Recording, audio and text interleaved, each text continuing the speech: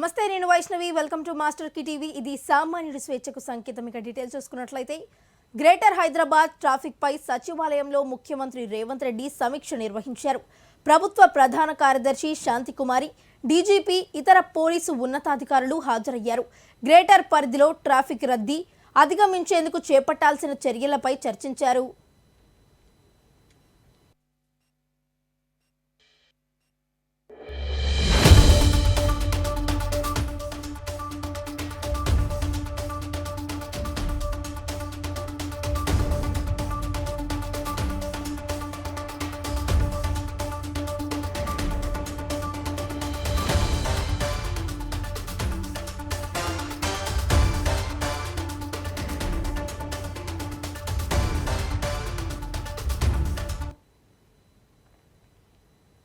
తెలంగాణ రాష్ట్ర ప్రభుత్వం రిటైర్డ్ ఉద్యోగుల సంక్షేమమే ధ్యేయంగా పనిచేస్తుందని వైరా ఎమ్మెల్యే మాలోతు రామ్దాస్ నాయక్ అన్నారు ఖమ్మం జిల్లా వైరాలో రిటైర్డ్ ఉద్యోగుల సంఘం ఆధ్వర్యంలో పెన్షనర్స్ డేను ఘనంగా నిర్వహించారు ఈ కార్యక్రమానికి ముఖ్య అతిథిగా ఎమ్మెల్యే మాలోతు రామ్దాస్ నాయక్ జిల్లా కాంగ్రెస్ పార్టీ అధ్యక్షులు పువ్వాళ్ల దుర్గాప్రసాద్ రిటైర్డ్ ఉద్యోగుల సంఘం నాయకులు పాల్గొన్నారు ఈ సందర్భంగా ఎమ్మెల్యే రామ్దాస్ నాయక్ మాట్లాడుతూ తెలంగాణ రాష్ట్ర ముఖ్యమంత్రి రేవంత్ రెడ్డి ప్రభుత్వ ఉద్యోగుల సంక్షేమానికి కృషి చేస్తున్నారని వారు తెలియజేశారు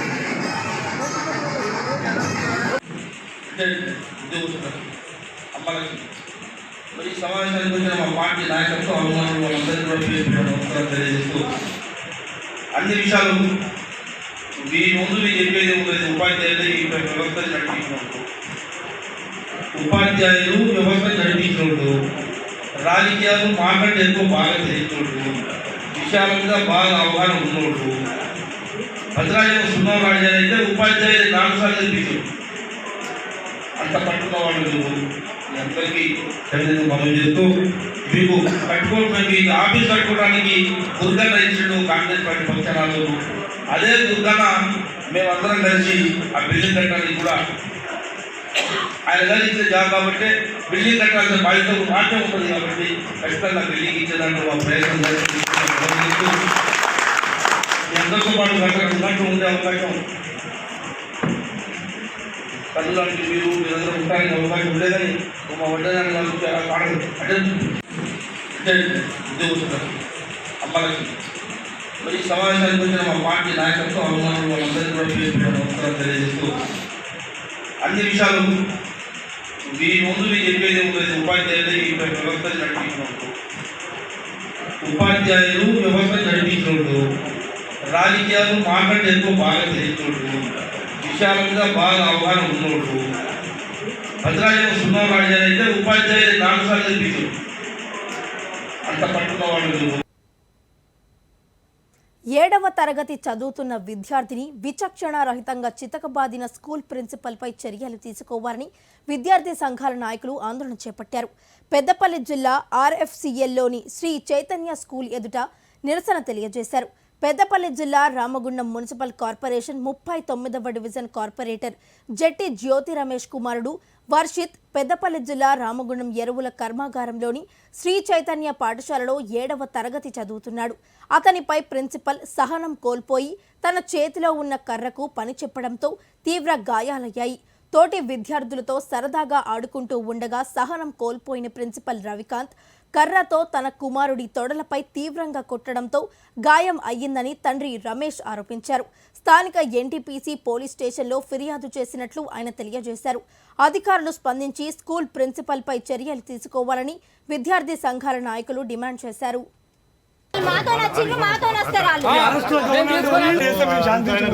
రమేష్ కు తెలుసు మీరు ఎఫ్ఐఆర్ చేస్తే అంత శాంతించారు ఎందుకు సార్ మీరు ఖాళీ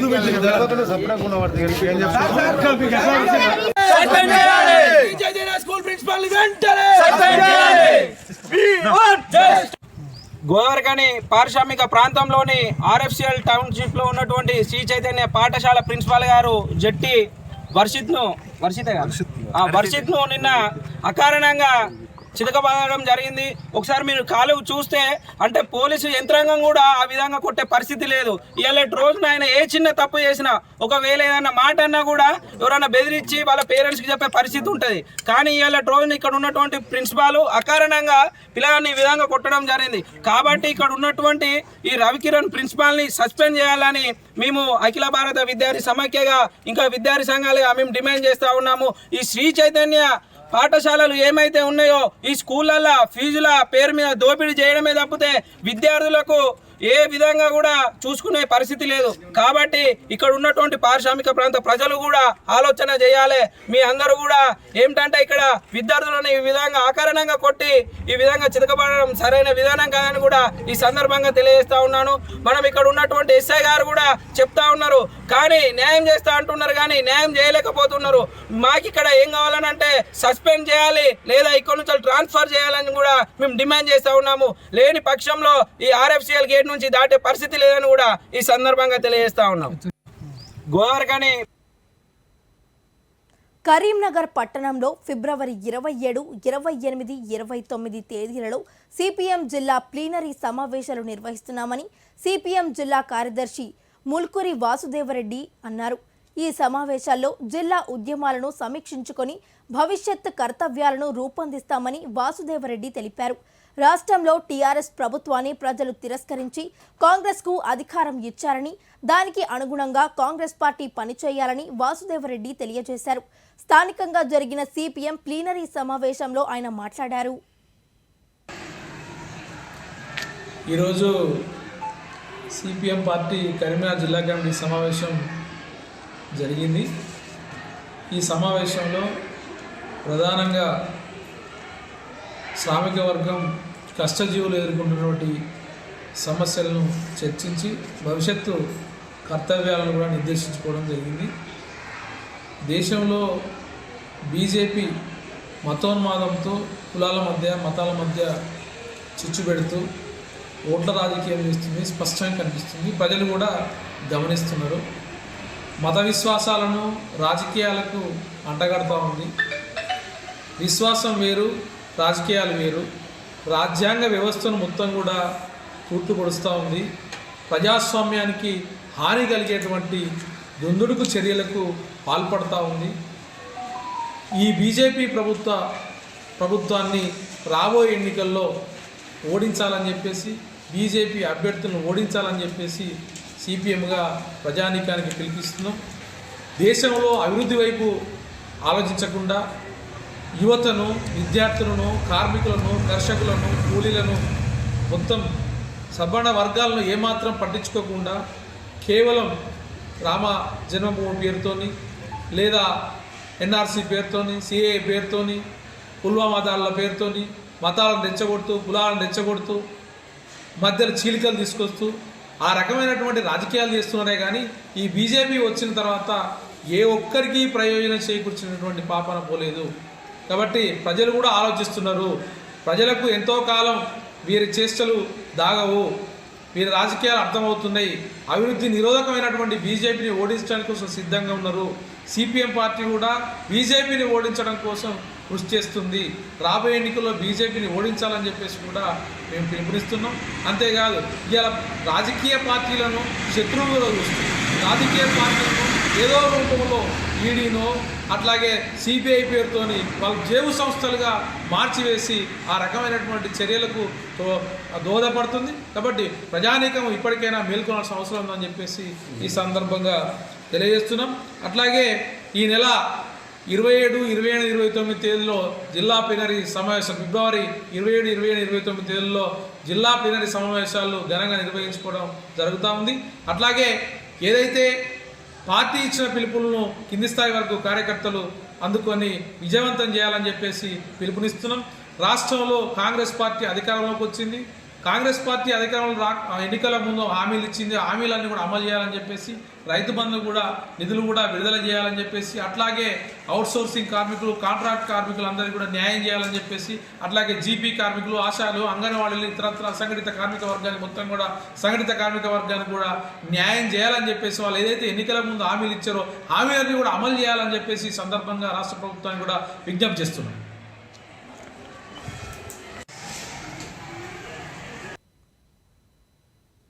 పెద్దపల్లి జిల్లాలో కొత్త రాతి చిత్రాలు కోనగట్టు సింగారం అడవిలో రాతి చిత్రాల నెలవు సీతమ్మలో ఉందని రాతి చిత్రాల అన్వేషణ ఫోటోగ్రాఫర్ దుగ్గంపూడి రవీందర్ రెడ్డి అన్నారు. సోమాజిగూడలో జరిగిన సమావేశంలో ఆయన మాట్లాడుతూ రాతి చిత్రాలలో మధ్యయుగం ప్రస్తుతానికి 12,000 సంవత్సరాల నుంచి చరిత్రక యుగం క్రీస్తు శకం 1 నుంచి 6వ శతాబ్దం వరకు వేసినవి ఉన్నాయని తెలియజేశారు. పురాతత్వ శాస్త్ర దృష్ట్యా ఈ రాతి చిత్రాలు చాలా ముఖ్యమైనవని, ఇలాంటి చిత్రాలు ఎక్కడా లభించకపోవడం విశేషమని తెలియజేశారు.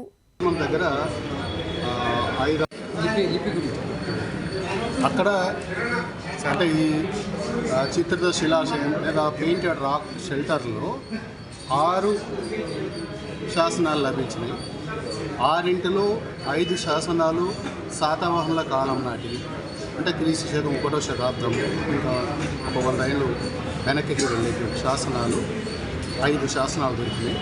అందులో ఒక 3 శాసనాలని వరకు చదివినారు. ఇంకొక శాసనం ఉంది, అది 6వ శతాబ్దానికి సంబంధించిన శాసనం, అది తెలుగు శాసనం. మొదట మన దగ్గర 5-6 శతాబ్దాలప్పుడు తెలుగులోనే శాసనాలు ఉండేవి. తర్వాత కాలంలో మన పరిపాలకులు వచ్చిన వాళ్ళు కర్ణాటక భాష వాళ్ళు కాబట్టి, కర్ణాటక ప్రాంతం నుంచి వచ్చిన వాళ్ళు కాబట్టి వాళ్ళు తెలుగు కన్నడాన్ని కలిపి వాడినారు. తెలుగు కన్నడాన్ని కలిపి ఒక ఉమ్మడి లిపి, తెలుగు కన్నడం అంటారు, ఆ లిపి వాడినారు. అది ఆ కాలం 6వ శతాబ్దం తర్వాత ఆ పేరు వచ్చింది. అంటే ఆ లోగానే దొరికిన శాసనం కాబట్టి ఈ శాసనాలకు తొలి చారిత్రక యుగ శాసనాలనే ప్రాధాన్యత ఉంది. ఇందులో ఈ శాసనాలలో అరుదైనటువంటిది హకుసిరి శాసనం. హకుసిరి రీటైల్ ఇన్వెస్టర్స్ వెల్ఫేర్ అసోసియేషన్ ఆధ్వర్యంలో ఇల్లీగల్ ట్రేడింగ్ విషయంలో న్యాయం చేయాలని రీటైల్ ఇన్వెస్టర్స్ వెల్ఫేర్ అసోసియేషన్ అధ్యక్షులు గండి శ్రీనివాసులు డిమాండ్ చేశారు. సోమాజిగూడ ప్రెస్ క్లబ్లో వారు ఏర్పాటు చేసిన సమావేశంలో ఆయన మాట్లాడుతూ కేంద్ర ప్రభుత్వానికి తమకు న్యాయం చేయాలని కోరుతున్నా పట్టించుకోవడం లేదని అన్నారు. ఈ విషయంపై సుప్రీంకోర్టులో కేసు ఉందని తెలియజేశారు. నమస్కారము, నా పేరు శ్రీనివాసులు గండి, నేను రీవా అసోసియేషన్ ప్రెసిడెంట్. మేము వచ్చేసి యువిఎస్ఎల్ కంపెనీలో ఇన్వెస్ట్ చేస్తున్నాము. మొత్తం దాదాపు కంపెనీలో వచ్చేసి 2 లక్షల ఇన్వెస్టర్స్ అఫీషియల్గా ఉన్నారు. అన్అఫీషియల్గా స్మాల్ ఇన్వెస్టర్స్ ఎంతమంది ఉన్నారు అనేది ప్రస్తుతానికైతే కౌంట్ అయితే తెలియదు. బట్ ఇన్వెస్టర్స్ వచ్చేసి యువిఎస్ఎల్ కంపెనీలో ఇన్వెస్ట్ చేసిన తర్వాత ఎన్సిఎల్టీ ఆర్డర్ అనేది May 6, 2020లో అప్రూవల్ అయింది. అక్కడ నుంచి వితిన్ 7 డేస్లో వచ్చేసి కంపెనీ వాళ్ళు సెబీకి ఇన్ఫర్మేషన్ పాస్ చేయాలి. ఇంతవరకు 2020 నవంబర్లో పాస్ చేశారు. ఇన్ బిట్వీన్ 7 డేస్ తర్వాత అన్ని కంపెనీస్ ట్రేడింగ్ స్టాప్ చేశారు. ఎన్సిఎల్టీ ఆర్డర్ పాస్ అయిన ప్రతి కంపెనీ వితిన్ 7 డేస్లో అఫీషియల్గా స్టాప్ చేశారు. కానీ ఈ ఒక్క కంపెనీ మాత్రమే, ఉత్తమ్ వాల్యూ స్టీల్స్ లిమిటెడ్ అనే కంపెనీ మాత్రమే ఇంతవరకు 6 మంత్స్ పైన ట్రేడింగ్ అయింది. దీనివల్ల ఏముందంటే మిగతా అందరూ ఇన్వెస్టర్స్ కంపెనీలో ఇన్వెస్ట్ చేశారు. వాళ్ళల్లో నేను కూడా ఒకరిని, నేను కూడా బిగ్గెస్ట్ షేర్ హోల్డర్ని కంపెనీలో. బట్ ఇక్కడ ఏమైందనంటే కనుక ఇన్వెస్ట్ చేసిన అందరూ డబ్బులు ఇవ్వలేదు, షేర్స్ ఇవ్వలేదు.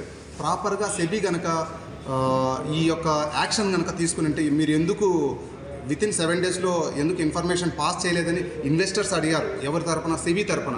కానీ సెబీ ఎటువంటి యాక్షన్ తీసుకోలేదు. కంపెనీకి అడిగారు మీరు ఎందుకు ఇన్ఫామ్ చేయలేదంటే వాళ్ళు ఎన్సిఎల్టీ ఆర్డర్ మాత్రమే పెట్టారు. స్టిల్ మాకు కూడా క్లారిటీ లేదని చెప్పేసి మాకు ఇచ్చారు. అవన్నీ సంథింగ్ ఇక్కడ వచ్చేసి మా యొక్క సెబీ స్కోర్స్ కంప్లైంట్స్, ఇవన్నీ ఇది సెబీ స్కోర్స్ కంప్లైంట్. ఇక్కడ చూస్తే కనుక మీరు ఎన్సిఎల్టీ ఆర్డర్ కూడా ఉంది. ఇక్కడ చూస్తే కనుక తర్వాత వచ్చేసి ఇంకోటి కూడా ఉంది. సెబీలో డీలిస్టింగ్ ప్రాసెస్లో మొత్తం ఇండియా వైడ్ ఇన్వెస్టర్స్ ఉన్నారు. ఇంగ్లీష్ పేపర్లో రావాలి ఏ కంపెనీకైనా సరే. ఇనిషియల్ పబ్లిక్ అనౌన్స్మెంట్ అంటారు, అది ఒక చిన్న మరాఠీ పేపర్లో ఇన్ఫర్మేషన్ పాస్ చేశారు. ఇది కరెక్ట్ కాదు. ఎక్కడే కానీ ఏ కంపెనీకి రానటువంటి ఎగ్జంప్షన్స్ ఈ కంపెనీకే ఇచ్చారు.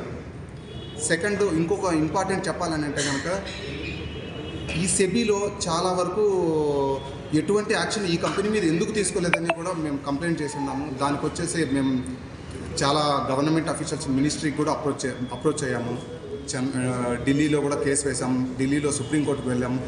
నమస్కారము, నా పేరు. కాంట్రాక్ట్ స్టాఫ్ నర్సుల జీవితాల్లో వెలుగులు నింపాలని ఎస్సీ, ఎస్టీ, మైనారిటీ, ముస్లిం రిజర్వేషన్ ఫోరం జాతీయ అధ్యక్షులు షేక్ సత్తార్ అన్నారు. సోమాజిగూడలో ప్రెస్ క్లబ్లో ఏర్పాటు చేసిన పాత్రికేయుల సమావేశంలో ఆయన మాట్లాడుతూ సెలెక్ట్ అయ్యి జోనల్ ఎన్హెచ్ఎం వచ్చేసరికి కాంట్రాక్టు ఉద్యోగులకు న్యాయం జరగలేదని విమర్శించారు. ఏఎన్ఎంలకు వయస్సు పరిమితి 52 ఏళ్లు పెంచడం శుభమైన విషయమని వారు తెలియజేశారు. స్టాఫ్ నర్సులను రెగ్యులర్ ఉద్యోగాలు కల్పించాలని ఆయన ఆరోగ్య శాఖ మంత్రి దామోదర్ నరసింహకు అలాగే ముఖ్యమంత్రికి విజ్ఞప్తి చేశారు. ఈ రోజు ఏ ప్రభుత్వం అయితే గుర్తిస్తుంది అని అనుకున్నామో ఆ ప్రభుత్వం దృష్టిలో మేము లేకపోవడం అనేది చాలా విచిత్రకరమైనటువంటి విషయంగా మారిపోయింది. మొట్టమొదటి విషయం ఏంటంటే ఎన్హెచ్ఎం మండలంలో వర్క్ చేసిన మమ్మల్ని కోవిడ్ టైంలో ఎంతగానో గుర్తించి మమ్మల్ని సేవలు అందించినటువంటి మమ్మల్ని అందరినీ మాకు కూడా ఏదో ఒక ప్రాధాన్యత ఉంటుంది భవిష్యత్తులో అని చెప్పేసి గత ప్రభుత్వం ఏదైతే ఉందో దాని ద్వారా మాకు చాలా అన్యాయం జరిగింది. 10 సంవత్సరాల పాలనలో ఉండి కూడా మమ్మల్ని ఏ రకంగా గుర్తించలేకపోయింది. ఏఎన్ఎం వాళ్ళకి ఇచ్చినటువంటి విలువ కూడా ఈరోజు మాకు స్టాఫ్ నర్సులకు లేకుండా పోయింది. ముఖ్యంగా ఏంటంటే మారుమూల ప్రాంతాల్లో కూడా పనిచేస్తున్నాము. UPH, MLHP, PHC centres, sub centres, అట్లా ఏరియా హాస్పిటల్స్, డిఫరెంట్ హాస్పిటల్స్లో మేము వర్క్ చేస్తున్నాము. కానీ మాకు మాత్రం ఈ యొక్క గత ప్రభుత్వం ఏదైతే నిర్ణయించిందో స్టాఫ్ నర్స్ పోస్టులు 5204 పోస్టులను రిలీజ్ చేసింది. డిసెంబర్ 2022 రోజున నోటిఫికేషన్ వచ్చింది మాకు. కానీ ఆ exam notification written exam August 2న రాసాము. 43,000 మంది అప్లికేషన్ చేస్తే 38,000 మెంబర్స్ని రిటర్న్ ఎగ్జామ్ రాసాము. సో దాంట్లో క్వాలిఫికేషన్ అనేది కాదు, కానీ 3 షిఫ్ట్స్ వైజ్గా మాకు ఎగ్జామ్ కండక్ట్ చేశారండి. దాంట్లో first shift, second shift, third shift. So షిఫ్ట్ల వారీగా ఎగ్జామ్ పెట్టారు. నోటిఫికేషన్లో మాకు నార్మలైజేషన్ అనేది పెట్టారు. సో దాని విషయంలో మేము ఏ రోజు కూడా అబ్జెక్షన్ చేయలేదు. అందరి రకంగానే మేము కూడా ఎగ్జామ్స్ రాసినాం. అండర్ సర్వీస్లో ఉంటూ ఎగ్జామ్స్ రాసినాం. కానీ ఈరోజు మేము రౌండ్ టేబుల్ సమావేశం పెట్టడానికి ముఖ్య కారణం ఏంటంటే అండర్ సర్వీస్లో ఉంటూ ఈరోజు మేము అక్కడ కూర్చున్న నర్సులం దాదాపు 1000-2000 మంది అండర్ ఎన్హెచ్ఎం కాంట్రాక్ట్ వాళ్ళందరము కారణం ఏంటంటే ఎన్హెచ్ఎం అంటే. తెలంగాణ రాష్ట్ర ఎమ్మెల్సీగా వెంకట్ బల్మూరి, మహేష్ గౌడ్ ఎమ్మెల్సీలు అసెంబ్లీ ప్రమాణ స్వీకారం చేశారు. ఈ కార్యక్రమంలో పలువురు అధికారులు, కార్యకర్తలు పాల్గొని ఎమ్మెల్సీగా ప్రమాణం చేసిన వారికి శుభాకాంక్షలు తెలుపుతూ శాలువాతో, పుష్పగుచ్చాలతో సన్మానించి అభినందించారు.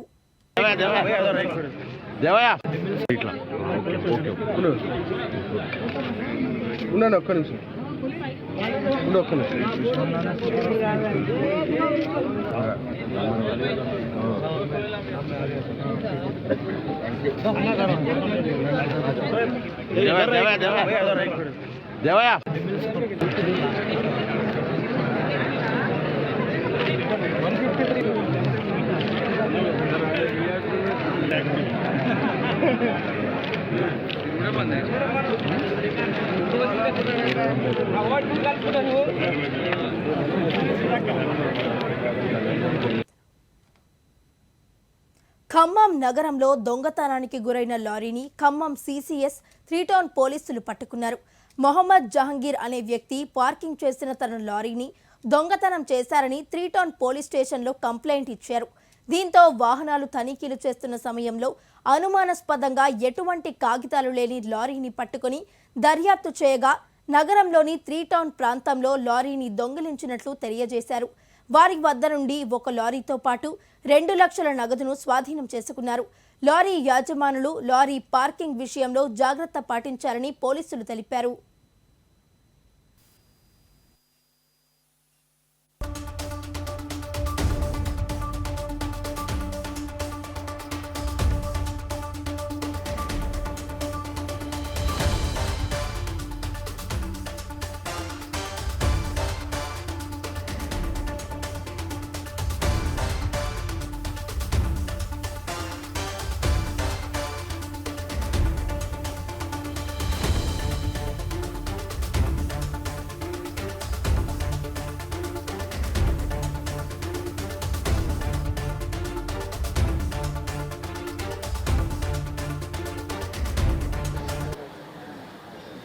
చెప్పండి, మీరు చెప్పండి ప్రొఫెసర్.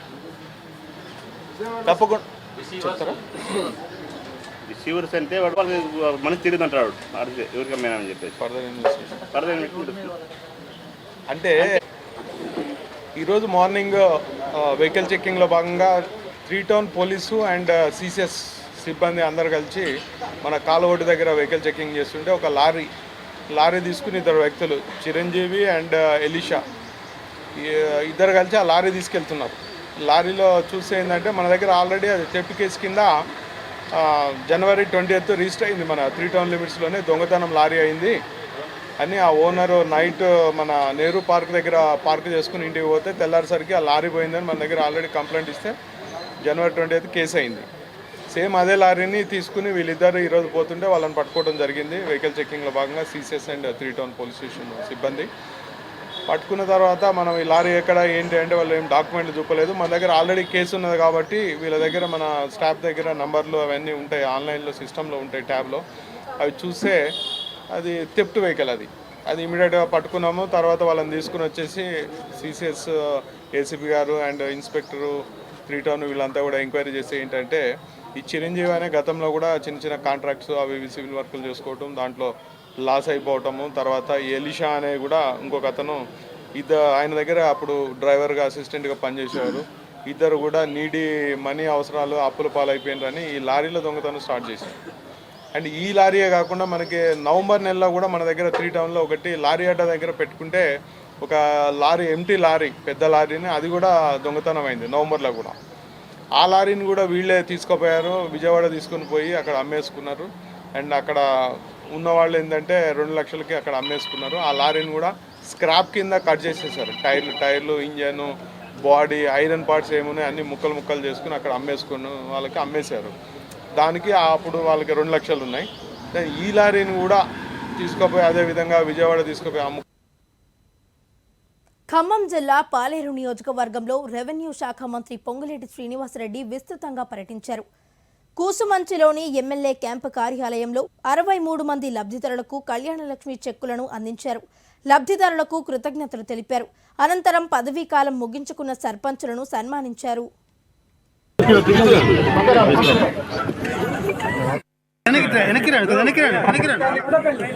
చౌటపల్లి నాయకులు ఎవరుంటే పైకి రండి.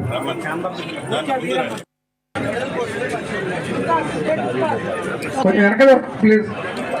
ఓకే అవసరం మీరంతా పోయి ఎనికి జరగండి. మురళి గారు వచ్చారా మేడం? కొంచెం వెనక్కి జరగండి. లబ్ధిదారులు కనబడట్లేదు. పెట్టల సునీత కొట్టారం పులిపోతి చారమ్మ ఎవరు? ఓకే అండి. తుంగో లక్ష్మి. ఇక ఇవి ఈ బులెటిన్ అప్డేట్స్. మరిన్ని అప్డేట్స్ తో మళ్ళీ కలుద్దాం. అంటిల్ కీప్ వాచింగ్ మాస్టర్ కి టీవీ. ఇది సామాన్యుడి స్వేచ్ఛకు సంకేతం.